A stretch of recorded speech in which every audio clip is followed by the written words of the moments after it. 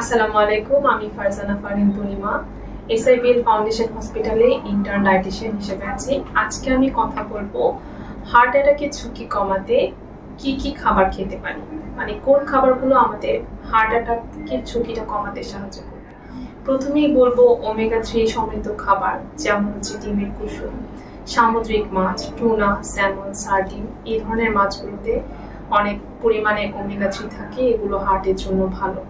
তারপরে আসি ফাইবার সমৃদ্ধ খাবার, ওটস, বার্লি, রাজমা।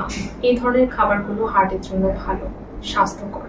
এছাড়াও সবজির মধ্যে রয়েছে মিষ্টি কুমড়ো, গাজর, এগুলো হার্টের জন্য ভালো। বেরি জাতীয় ফল, ব্লুবেরি, স্ট্রবেরি। তারপর হচ্ছে অ্যান্টিঅক্সিডেন্ট সমৃদ্ধ খাবার, ডার্ক চকলেট, স্পেশালি হচ্ছে যে চকলেটগুলোতে 70% থেকে বেশি ডার্ক চকলেট থাকে, সেগুলো হার্টের জন্য ভালো।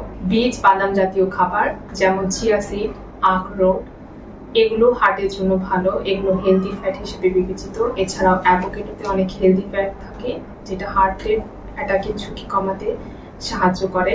এছাড়াও কিছু মনোস্যাচুরেটেড ফ্যাট, যেগুলো হার্ট অ্যাটাকের ঝুঁকি কমাতে সাহায্য করে, এগুলোর মধ্যে রয়েছে অলিভ অয়েল, আবার অ্যাভোকাডো পড়ছে। তারপর হচ্ছে তেলের বীজ, তিসি বীজের তেল, এগুলো ভালো।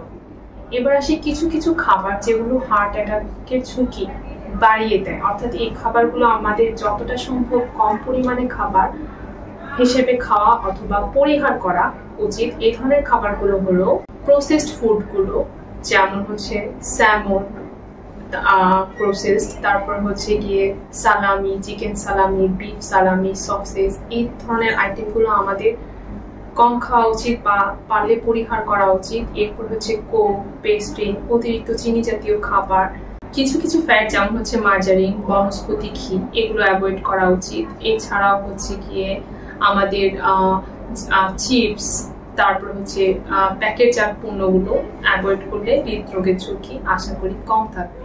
এছাড়াও যাদের ধূমপান করার অভ্যাস রয়েছে বা মদ্যপান করার অভ্যাস রয়েছে, এই দুটো জিনিস একেবারে পরিহার করা উচিত যদি আমরা আমাদের হার্টকে সুস্থ রাখতে চাই, ভালো রাখতে চাই। আমার ভিডিওটি দেখার জন্য ধন্যবাদ। সবাই ভালো থাকবেন। আসসালামু আলাইকুম।